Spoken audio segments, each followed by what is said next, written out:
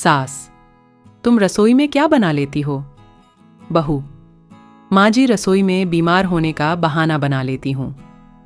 सास, अरे विलायती चुड़ैल, रसोई में कुछ आता है या नहीं?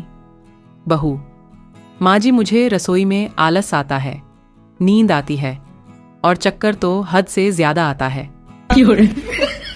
सास नई नवेली दुल्हन को समझाते हुए बोली, देख बहू, इस घर के नियम कानून अच्छे से समझ ले। मुझे इस घर की प्रधानमंत्री समझ, ससुर को राष्ट्रपति, पति को गृह मंत्री और अपनी ननद को योजना मंत्री।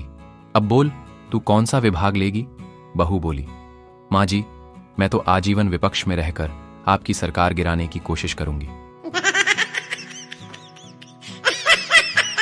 संता और बंता दोनों बैंक की लाइन में लगे हुए थे। तभी बैंक में डाकू घुस गए और सबको लूटने लगे। सब जान बचाने के लिए डाकुओं को अपना पैसा, घड़ी, ज्वेलरी देने लगे। तभी बंता ने संता के हाथ में 10,000 रुपए रख दिए और बोला, ले तेरे पैसे जो तूने मुझे उधार दिए थे, अब तेरा मेरा हिसाब बराबर। संता नौकर से, जरा बाहर जाकर पौधों को पानी दे दो। नौकर, पर साहब बाहर तो बरसात हो रही है संता।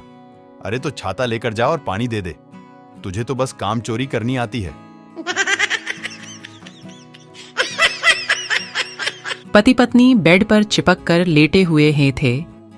तभी पति ने पत्नी के कंधे पर हाथ फेरना शुरू कर दिया, फिर उसके पेट को सहलाने लगा। इतने में पत्नी ने भी रोमांटिक मूड में पति का हाथ पकड़ लिया। तभी पति ने पत्नी के कान में बोला, सो जा पिशाचनी, टीवी का रिमोट ढूंढ रहा हूं, पता नहीं कहां दबाकर बैठी है।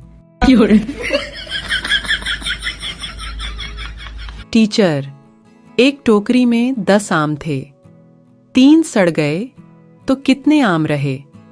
छात्र, 10 टीचर, वह कैसे? छात्र, जो सड़ गए वो भी तो आम ही रहेंगे, सड़ने से केले थोड़ी बन जाएंगे। वह छात्र आज वकील है। भाई, किसी के पास बाबा रामदेव का नंबर है क्या? पूछना था, पंतजलि में दारू बनता है क्या? अंग्रेजी दारू पीने से लिवर खराब हो जाता है, आयुर्वेदिक दारू पीना चाहता हूं।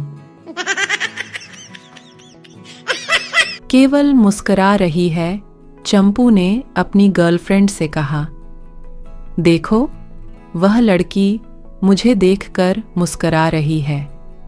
गर्लफ्रेंड बोली, अरे वह तो केवल मुस्कुरा रही है, मैंने तो जब तुम्हें पहली बार देखा था तो 3 दिन तक हंसती रही थी।